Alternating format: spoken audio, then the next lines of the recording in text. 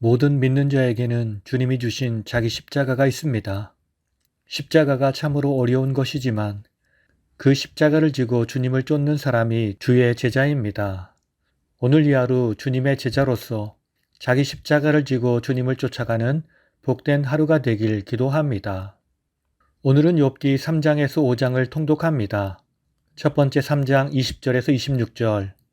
욥, 고통스러운 삶의 연장에 대한 회의와 탄식. 20에서 23절. 고통스러운 삶의 연장에 대한 회의. 내가 죽고 싶어도 죽음이 나를 찾지 않는구나. 지금 내게 필요한 것은 어떤 보물이 아니라 죽음이라. 24에서 26절. 깊은 고통 중에 터져 나오는 탄식. 나의 앓는 소리가 그치지 않는구나. 내가 가장 두려워하는 일이 내게 임하였구나. 내게는 평강도 없고 안식도 없고 고난만 있구나. 두 번째 4장 1절에서 11절. 엘리바스. 욥의 탄식에 대한 질책. 너의 고난은 인과응보라. 1절에서 2절. 대만 사람 엘리바스가 욥의 탄식을 듣고 짜증을 내다. 3절에서 6절. 남을 위로하던 욥의 과거와 절망에 빠진 욥의 현실 대조를 통한 질책. 3절에서 4절. 타인을 위로하고 교훈하던 욥의 과거 모습을 상기시킴. 전에 너는 여러 사람을 교훈하였고 위로하고 격려하였도다. 5절에서 6절. 자신에게 임한 고난으로 소망을 잃어버린 욥의 현재 모습을 비난함. 이제 이 일이 내게 임하니 내가 힘들어하고 놀라는구나. 너의 경외함과 행위가 너의 의지할 바가 아니었더냐. 7절에서 9절. 현세적이고 기계적인 인과응보론 주장을 통한 고난받는 욥 정죄. 죄 없는 자, 정직한 자는 끊어지지 않는다.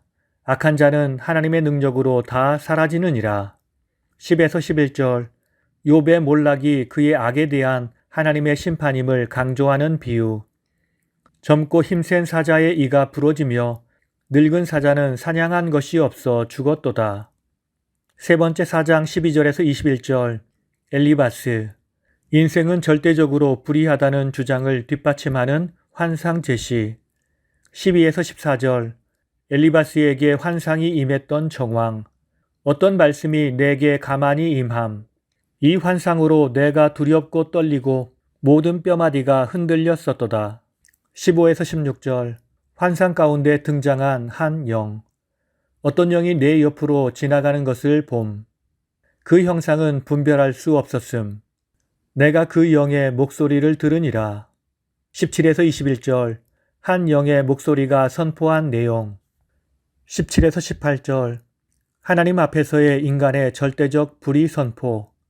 인생이 어찌 그 하나님 앞에서 의롭겠느냐. 하나님은 그 종이라도 그대로 믿지 아니하시며 당신의 천사라도 미련하다 하시느니라.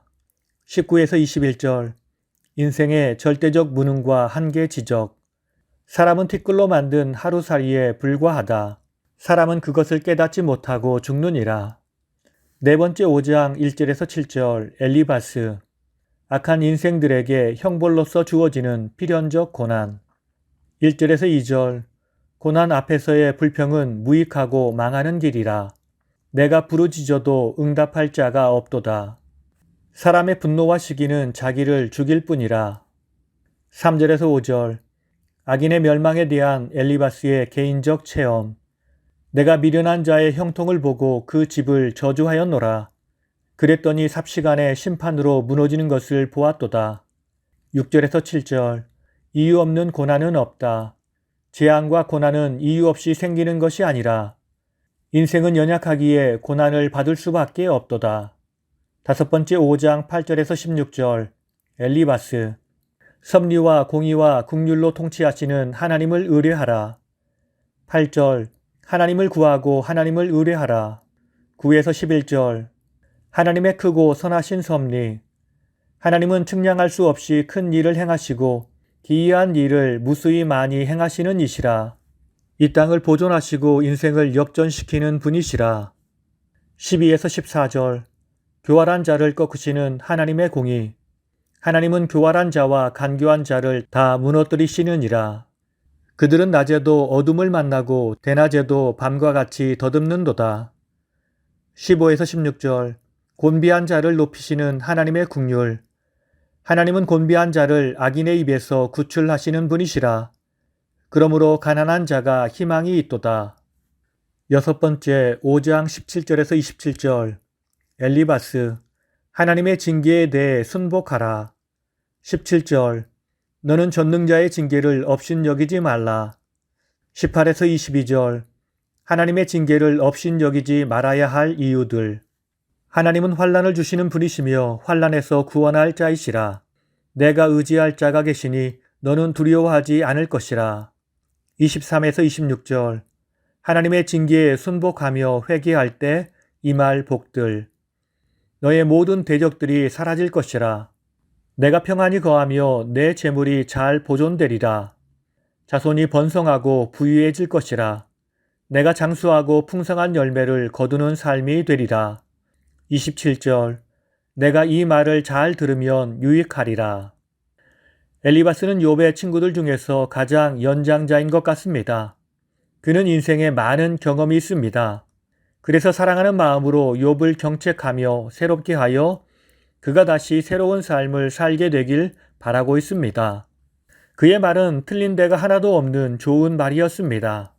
그러나 여기서 문제는 그의 관점이 욥의 상황을 제대로 알지 못한다는 것입니다.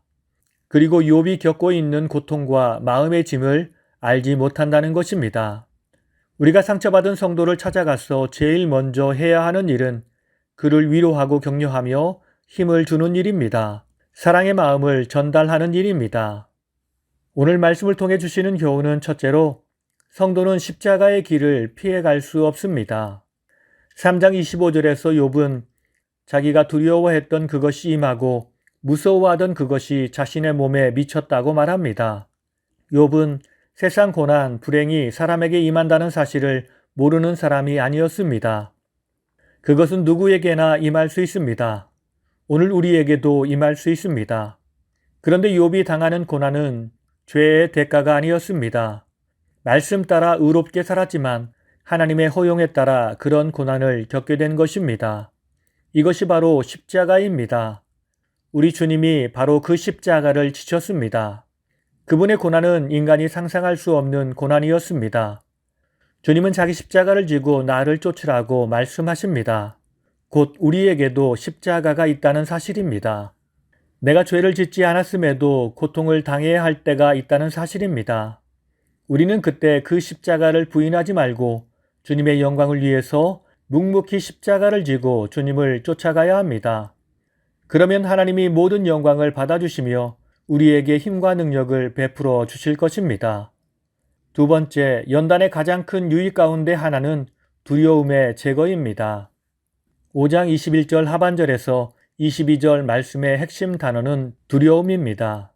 좀 더 정확하게 표현하면 두려움의 제거입니다. 말씀에서 멸망이 와도 두려워하지 않는다고 이야기합니다. 멸망과 기근조차 비웃어 버린다고 증거합니다. 들짐승을 두려워 아니합니다. 다시 말해 하나님께 징계를 받아 연단된 사람은 어떤 상황에서도 결코 두려움에 빠지지 않는다는 것입니다. 물론 이는 욥이 하나님의 징계를 받음으로써 고난에 처한 것이 아님을 염두에 두고 보아야 합니다. 즉 연단이 주는 유익이라는 보편적 관점에서 보아야 하는 것입니다. 연단은 훈련의 과정입니다. 이 훈련을 잘 마치면 그 사람은 강철과 같은 전사로 변화될 것입니다.